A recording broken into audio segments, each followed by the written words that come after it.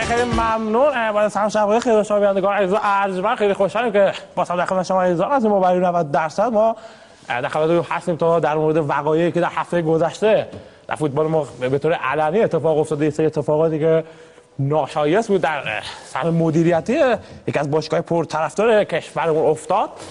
تصاویر رو با هم می‌بینید که روح جوانمردی رو زیر پا گذاشتن. این سری رفاقتایی که خیلی از سال‌های گذشته بوده دیگه نیست، دیگه حتی حاضر نیستن با هم یه چای بخورن. تصاویر کاملا واضح هست، ما این تصاویر می‌بینیم و دفعه خواهی بود. آقای شاکانی، بالاخره تکلیف سرمربی تیمتون معلوم شد؟ بله ما تا آخر هفته اسمشون رو اعلام میکنیم. هواداران بی‌صبرانه منتظرن که ببینن سرمربی تیمشون کی میشه. نمیتونین اسمشون رو بگین؟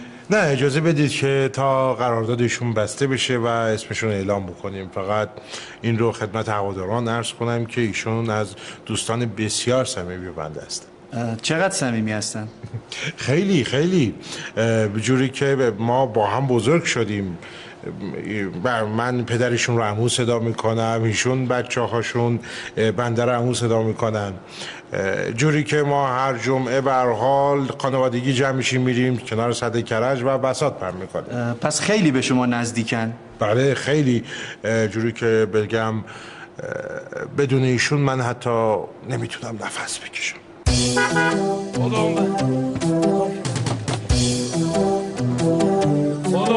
آقای سلام، خسته نباشید. تیم جدیدتون رو معرفی نمی‌کنی؟ والا هنوز تصمیم نگرفتیم، هنوز قراردادش رسما به توافق نرسیدیم تا ببینیم. آقای شاکانی گفتن یکی از کاندیدای سرمربیگری تیم شما هستین، به شما چیزی نگفتن؟ ایشون خیلی لطف دارن به من گوشی، ایشون خیلی لطف دارن به من.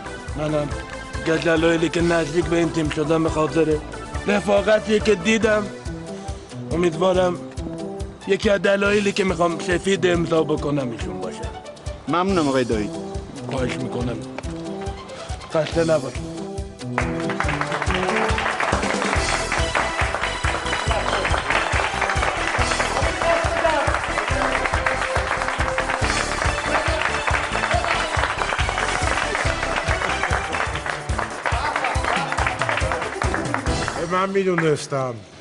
من میدونستم که داییم عزیز روی من زمین نمیندازه و من خیلی خوشحالم که ایشون با تیم ما هست و اینو بدونن اگر بخواد کسی ایشون اذیت بکنه با من طرفه، میزنم کتلتش میکنم. اولش همه ببینید آیه شاکانی از بزرگای من بوده، به خاطر ایشون الان من ندیدم امضا کردم، ندیدم، ولی مطمئن باشیم من اگه کاری رو بخوام بکنم انجامش میدم. شما عزیز بنده هستی، شما عزیز بنده هستی. من عاشقت شدم، مطمئن باش هیچ موقع به ضرر من نخواهد بود. ماشاءالله شما عزیز بنده هستی.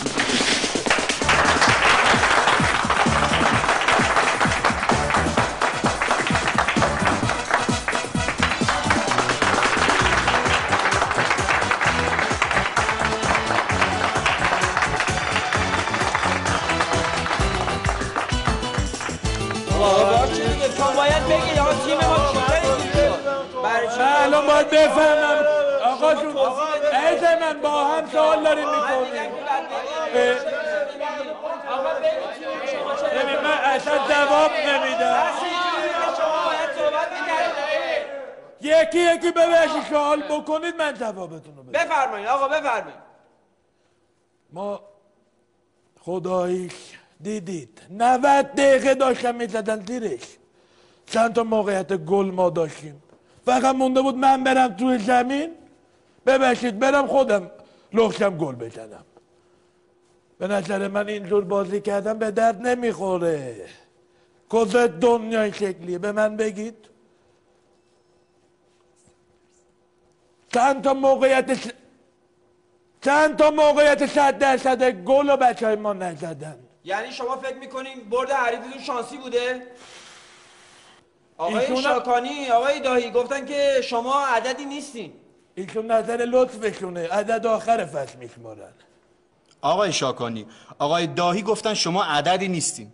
آقای چی؟ داهی. داهی. اسمش آشنا نه نمیشناسم، ندیدم ایشون، اصلا نمیشناسم.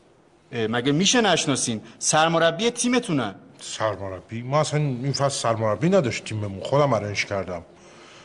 نه همچین اسمی رو نمیشناسم.